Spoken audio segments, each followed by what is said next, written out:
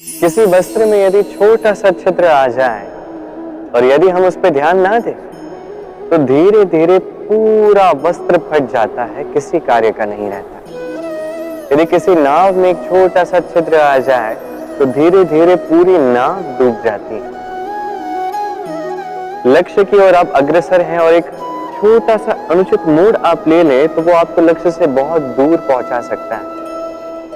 ऐसे ही संबंध के साथ भी होता है। कोई छोटी सी बात या छोटा सा मनमुटाव यदि किसी संबंध में आ जाए, यदि उसे सुलझाया ना जाए तो पूरा का पूरा संबंध, बड़े से बड़ा संबंध नष्ट हो जाता है। यदि आपके संबंध में एक छोटा सा छिद्र क्यों ना आ जाए, प्रेम की सुई और स्नेह के धागे से उसे सिल दीजिए ताकि आपका यह संबंध ये अटूट रहे और प्रेम से परिपूर्ण रहे। जीवन में सफलता और असफलता आपके बल या आपकी शक्ति पर आधारित नहीं है, आपकी सोच पर आधारित है। यदि कोई व्यक्ति ठान ले तो वो कभी नहीं हारता, यदि कोई व्यक्ति मान ले तो वो कभी नहीं जीतता। अंततः होता क्या है, यही सोच सच बनकर सामने आती और यही सोच आगे जाके इतिहास बनती है। इसलिए यदि आप चाहते हैं कि आपका नाम भी इतिहास में रहे तो ठानना सीख जाइए, सकारात्मकता के साथ, परिश्रम के साथ आगे बढ़ते जाइए, चुनौतियों को स्वीकार कीजिए और बस आगे बढ़ते जाइए। संसार में आप किसी भी शिखर तक पहुंच सकते हैं क्योंकि इच्छा शक्ति और प्रेम से अधिक शक्तिशाली और कुछ नहीं। वर्षा, कभी अनुभव किया है इस वर्षा? आकाश से बूंदें गिरती हैं, मीठी बूंदें, शीतल बूंद मन को पवित्र कर देती है, धरा की प्यास बुझाती है, आसपास हरियाली भर देती है। अब ऐसा ही जल हमें कुएं से भी तो प्राप्त होता है। यदि हम सोचें कि वर्षा के जल में और कुएं के जल में अंतर क्या है, तो अंतर है भाग्य और कर्म का। वर्षा भाग्य, प्रकृति की इच्छा होती है तो वर्षा होती, किंतु कुआं हमें ऐसे ही नहीं मिलता। कर्म और परिश्रम से इसे प्राप्त करना पड़ता है, इस धरा को खोदना पड़ता है, श्वेत बहाना पड़ता है, तब जाके हमें कुआं प्राप्त होता है। अब ये वर्ष भर नहीं होते हैं, किंतु कुआं ये शत वर्षों तक हमारी प्यास बुझाता है। अब इससे हमें क्या सीख मिलती? यही कि आप भाग्य पर विश्वास रखिए किंतु कर्म पर आस्था रखिए, क्योंकि कर्म और परिश्रम आपको संसार में किसी भी शिखर तक पहुंचा सकते हैं। सिंह को वन का राजा कहा जाता है, अत्यंत शक्तिशाली होता है, उसका परिवार भी बड़ा होता है। किंतु यदि ऐसा हो जाए कि सिंह के परिवार में आपस में ही क्लेश होने लगे, वो आपस में ही लड़ने लगे, तो क्या होगा? सिंह को मार, उसके परिवार को मारकर लकड़ बग्गे वन के राजा बन जाते हैं। अब ये बात केवल सिंह पे लागू नहीं होती, अपितु हर एक व्यक्ति, हर एक परिवार, हर एक संप्रदाय, हर एक राज्य पर यह बात लागू हो सकती है।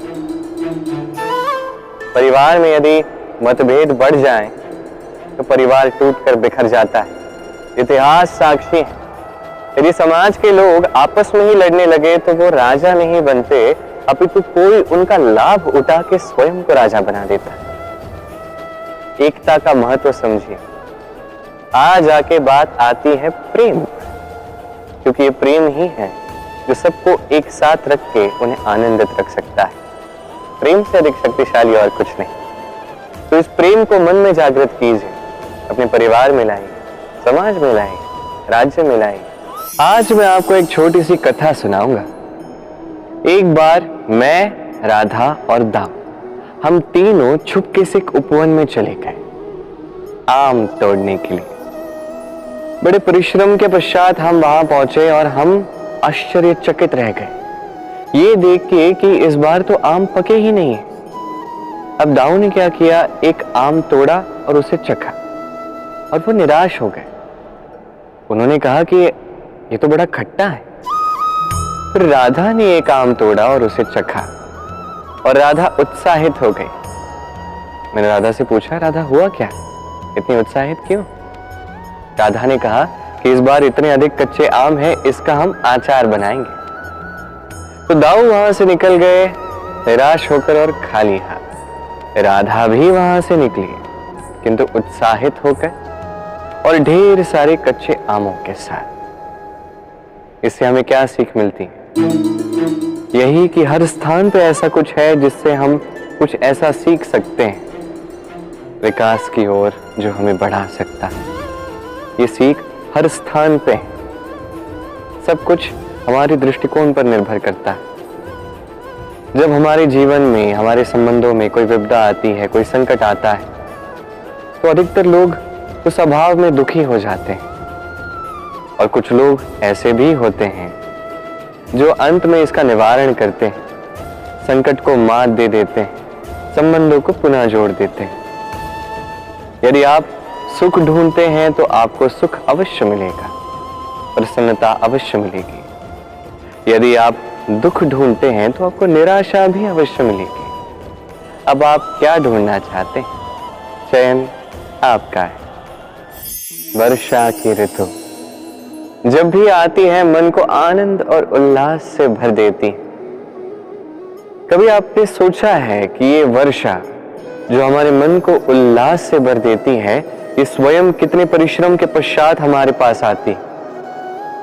नदी हो, सरोवर हो या समुद्र हो, इसे सूर्य का ताप सहना पड़ता है, वाष्प बनकर उड़ना पड़ता है, आकाश में जाकर कठोर शीत का सामना करना पड़ता है, उस ठंड को सहना पड़ता है।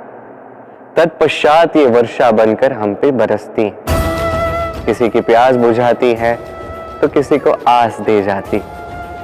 इसी प्रकार हमें भी जीवन में यदि कुछ बड़ा कार्य करना है तो हमें कठोर और निरंतर परिश्रम करने होंगे।